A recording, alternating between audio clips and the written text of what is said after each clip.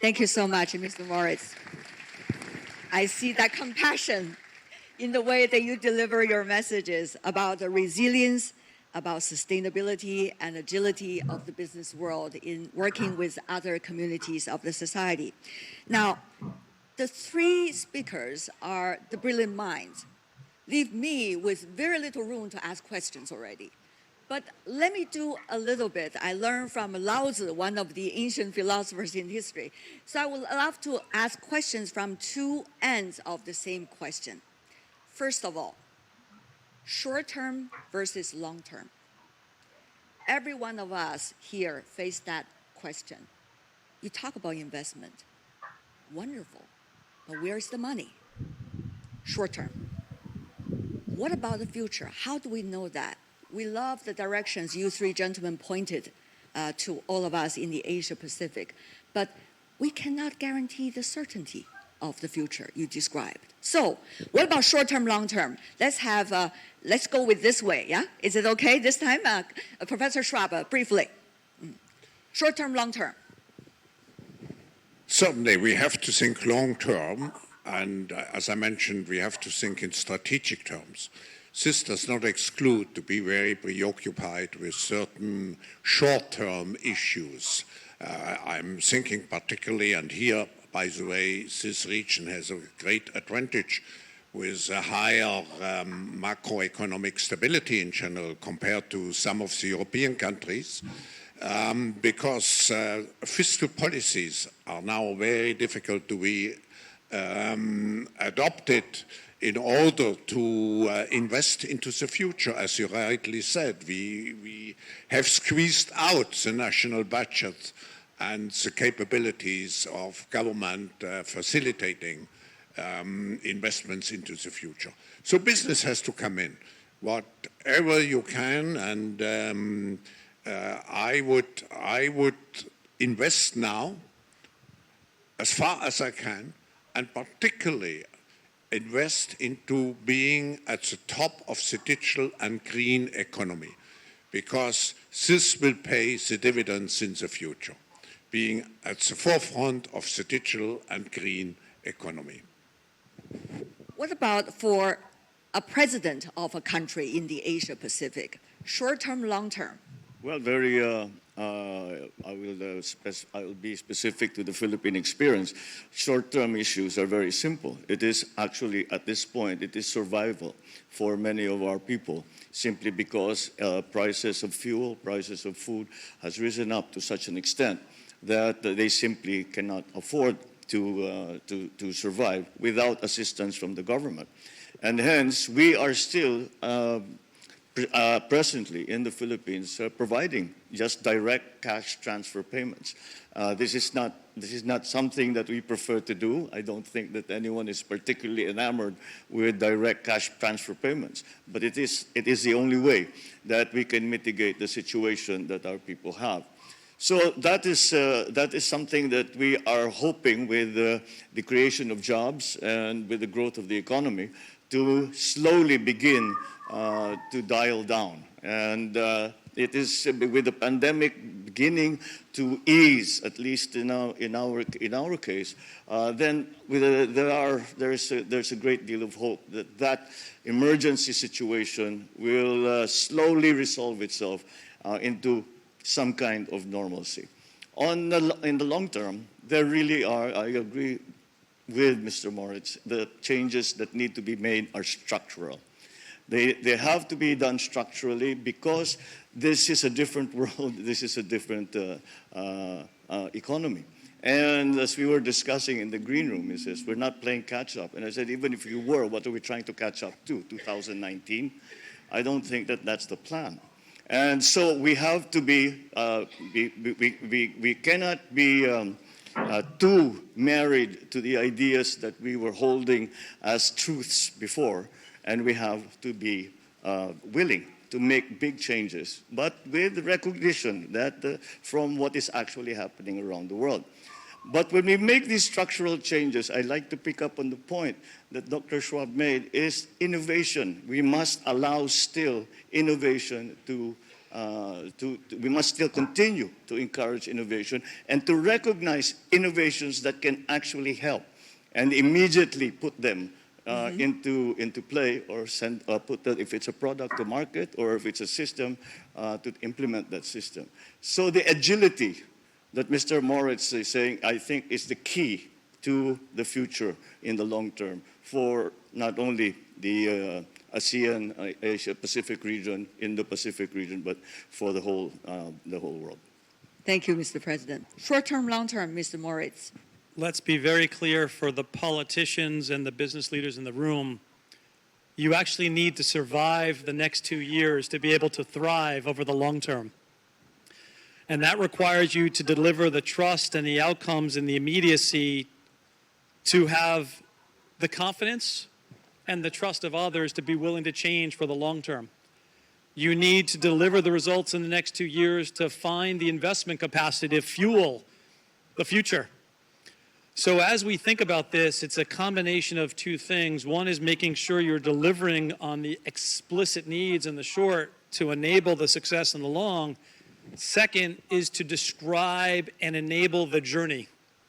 Right now, we talk about climate, for example, and Klaus's point and the President's points. It is not so black and white or binary to stop X and to move to Y. That'll be catastrophic to some economies and communities. It is the journey, a just and inclusive journey, that's going to be very important. And making sure that narrative is better understood by our stakeholders to better manage the short and long term is very, very important. Second question. What kind of state of the world are we in, and therefore the Asia-Pacific region? Is it being defined as, I could use in many different languages to describe the same thing or similar things, but in English it will be rivalry, competition, or cooperation, which we have seen in trade mechanisms, at least in the Asia-Pacific region for decades. Maybe we start with Mr. President on that. As I described, I think one of the great advantages that that APEC and the countries in the Indo-Pacific, Asia-Pacific region have been able to manage is that very difficult balance between cooperation and competition. And yet we seem to, for the most part, I would say we have done it.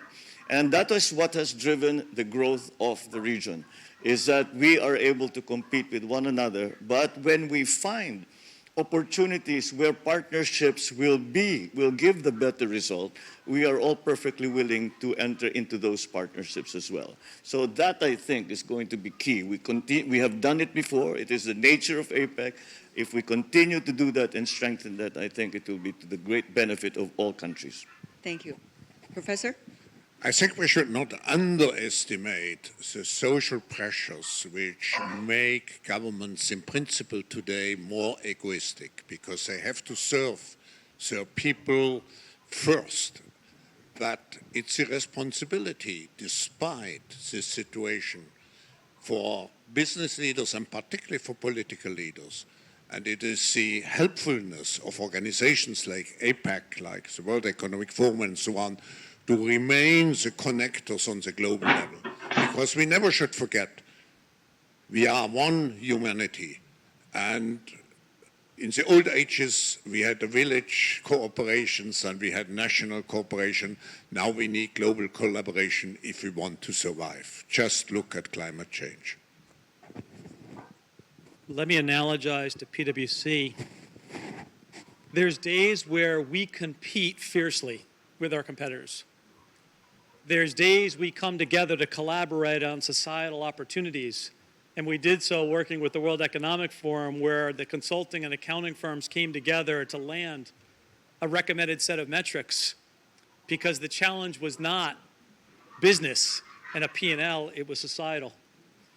Likewise, countries and companies need to do the same. The challenges we see today, and COVID was one small example, albeit a challenging one, climate being the next, cannot be solved with competition in mind.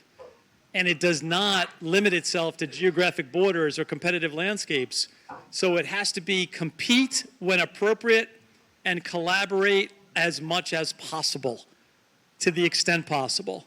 And as we sit here today, we are starting to see more signs where the world is trying to take those on, coming out of the G20 meetings or some of the other meetings that have been recently announced. And that hopefully gives us some more bright spot in the world of clouds that we see in front of us. And I'm sure the fruitful results, shall I say, of the G20, particularly on the sidelines, many bilateral meetings, including between the two world's largest economies, going to bring us a lot of opportunity for cooperation as well.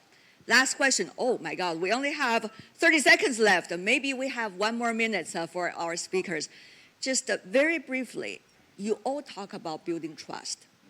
It's not easy. Building trust or rebuilding trust. We know how difficult it is, especially over the past few years. We might not be able to see to each other in person.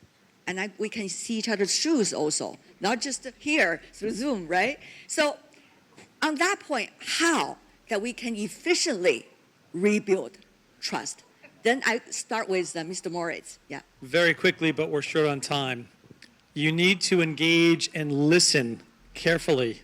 We have 2 ears and 1 mouth, twice as much listening, maybe singular talking from our own point of view. And second, the world we have lived in the last 3 years does not help. It creates more conflict or more risk of interpretation. We need to physically, as a human species, get back together again, socially and physically. I like that. Human species. Yes. Mr. President, please. In the political context, the way to earn trust is to perform. And the best politics, I always say, the best politics is performance, because it's something that cannot be taken away from you, and it is something that actually makes a difference in people's lives. Walk the talk. Perform. Perform, and you will get the trust back of the people, and that is what we all politicians, and I'm sure even people from the business side, that's what we strive for. Thank you so much. Professor Schwab. Short answer. Microphone. Short answer: to be trusted leaders. Now, what does it mean to be a leader and a trusted leader? You have to have brains, soul, heart, muscles, and good nerves. Let me explain. You have to be really professionals who look forward, strategists. So you have to have purpose. I think you get the trust if you show that you live up to a purpose. Finally, the heart. You have to do with passion what you are doing. And the muscles you have to translate into action and walk the talk. And finally, as we say, we are in a crisis preparing for better times. We have to have good nerves. Thank you. Gentlemen, thank you so much. I think today we have a wonderful scene-setting panel. Not only deliverables for the short term, but also philosophical thinking into the future. Once again, warm applause to these speakers. Mr. President, Mr. Professor, and Mr. Chairman, thank you. Thank you so much.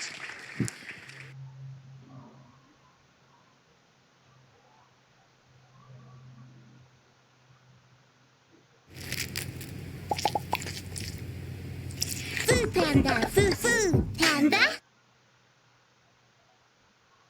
Thank you very much, and good morning, dear friends, colleagues, and distinguished guests. Sawasde. It is pleasant to be able to speak with you and hear such a warm Thai greeting face to face. It is such a relief for us to be able to go back to the conduct of business in the way that we know is most efficient and most productive. Our smiles, our greetings are now unmuffled by face masks, from which we are slowly moving away, and our relaxed protocols of late are indeed a sign of better times. We now breathe easier, literally, as we usher in a period of moving forward with a guarded normalcy and optimism for our daily lives. Thank you, Madam Wei, for the kind introductions. I am very pleased to join Dr. Schwab and Mr. Moritz with all of you this morning. As I commend once again our host, Thailand, and the APEC Business Advisory Council of Thailand for organizing our first face-to-face APEC CEO Summit in 3 years. It's the fact that we are here is in itself already an achievement for APEC. and for the Asia-Pacific region, as it is a testament to our pandemic response and its economic resilience.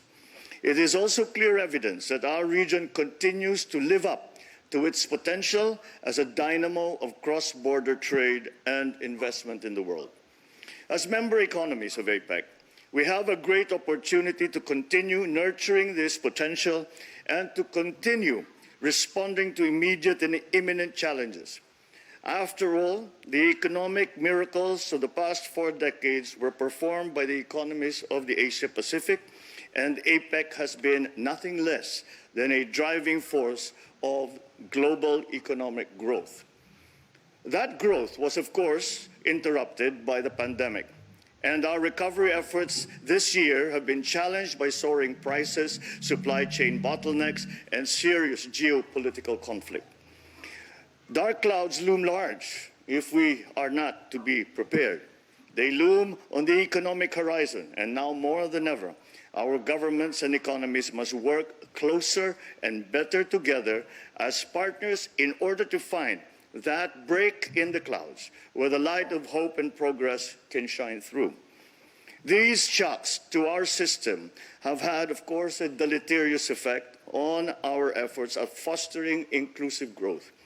To prevent the situation from becoming a prolonged and self-perpetuating problem, we need to immediately address structural and policy issues with the objective of enabling rapid economic recovery and growth in a manner that creates jobs, includes more people into the mainstream, and reduces poverty and inequality. 3 issues, I believe, are critical to this effort. First, food security is a serious global problem.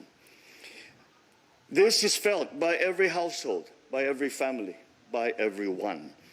The issues that the world faces now, from climate change to inflation to war, are viewed by the ordinary Filipino through the lens of food security. As these issues are very closely interconnected in this delicate system of the global food ecosystem. Steep declines in agricultural output and productivity, from widespread damage to farms and to crops, have been increasing, and they are linked to climate change, which has made extreme weather events such as unpredictable typhoons and severe droughts more frequent and more deadly. The rise in commodity prices, coupled with supply chain disruptions and inflationary pressures, have obviously contributed to the rising prices of food.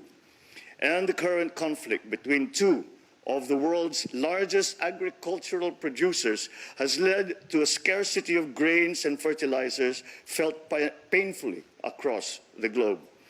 Food security must be a top priority for all governments, and developing economies especially must have the policy flexibility needed to ensure an increased domestic food production and diversification, and to improve the local agricultural supply and value chain.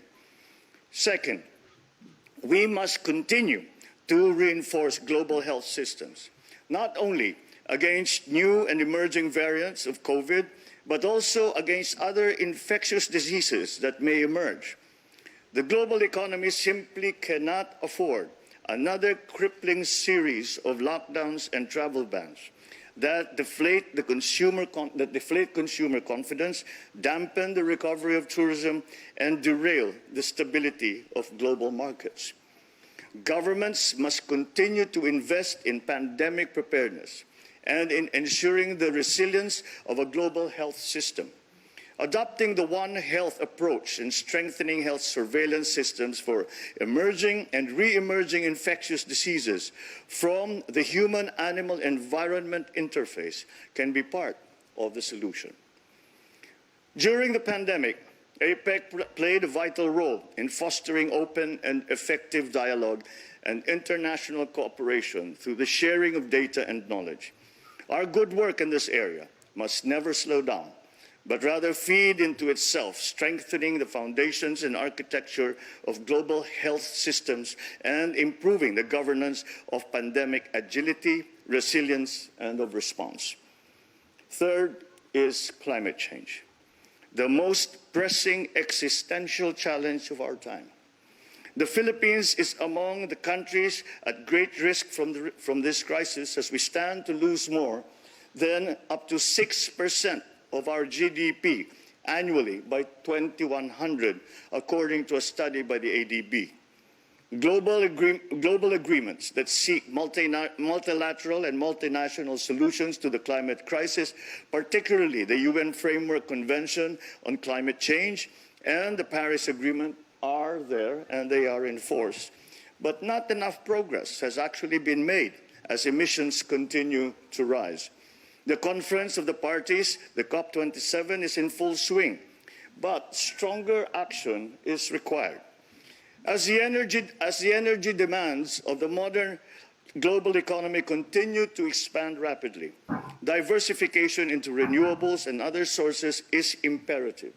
And to this end, the Philippines has prioritized hydrothermal, geothermal, solar power, wind power, as well as other low-emission energy sources, by setting a target for 35% renewable energy in the power generation mix by 2030 and 50% by 2040.